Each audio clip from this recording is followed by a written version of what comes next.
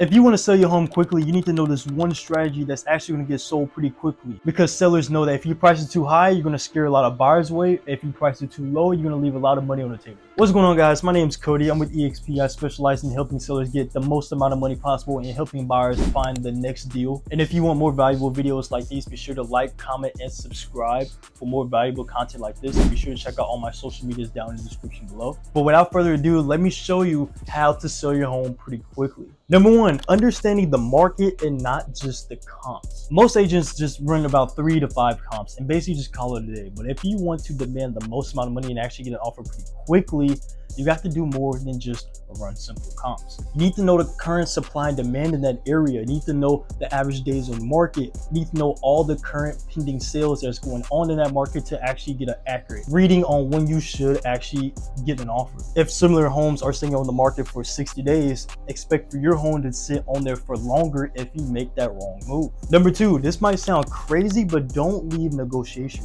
I'm talking out between $10,000 to $15,000. You're kind of making the mistake of overpricing your home. Now, keep in mind, I have worked with sellers who started at a very high price, but they knew over time if they weren't getting that price, they would have to come down, which was completely understandable to them. Which is, one strategy that you could do. It could work, but you have to adjust to the market, especially if you want to sell quickly, especially if you're highly motivated.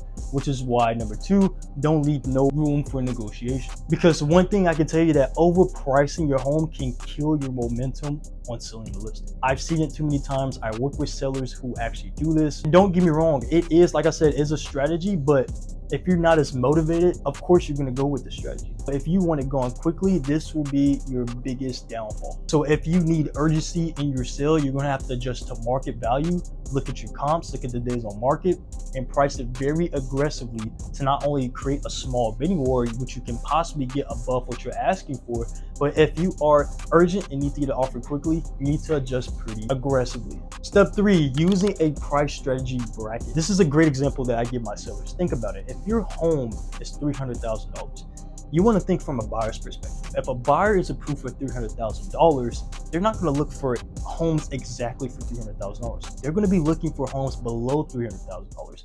For example, if you're a buyer, you're going to be wanting to look in between the 270 to 250. You're not going to be looking for something exactly 300,000, because if you do decide to offer something exactly 300,000, you're going to go above what you are approved for, which is going to make your mortgage payment even higher. And some buyers are not willing to do that. And even with the perfect pricing, the market can still shift. So always adjust to the market. I personally give my sellers either 3 to 4 weeks. If we don't get either a lot of showings and no offers, that tells the market that we're overpriced. If we are getting no showings at all, we're at 100% overpriced.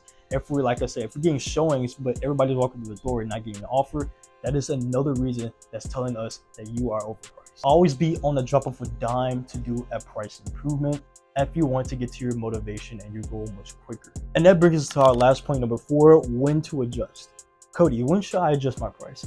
I've been sitting on the market for about a month or so, and my agent hasn't told me about any price adjustments. We haven't been getting any showings, we haven't been getting any offers. When should I tell my agent, hey, we need to adjust the price? Or when do I talk to my agent like, hey, what's the plan now? We're not getting any offers.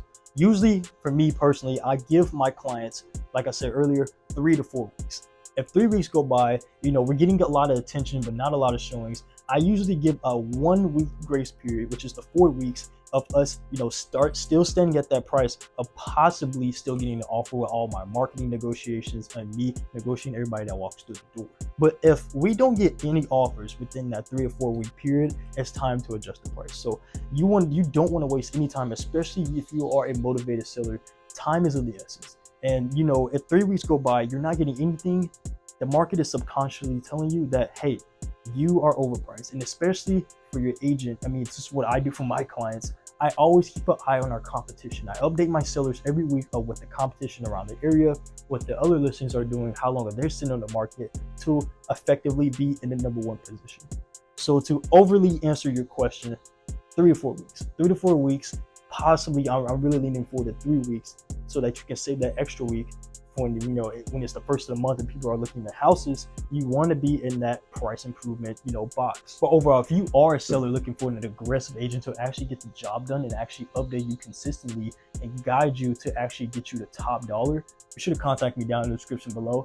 I'll give you a free home evaluation. I'll give you the best value to achieve the motivation that you are looking for. And overall, I hope you guys enjoyed this short video on how to get top dollar without losing a lot of money. I hope you guys enjoyed this video. Like I said earlier, be sure to like, comment, and subscribe if you want more valuable videos like these. Be sure to check out all my social medias. And without further ado, guys, I'll see you in the next one.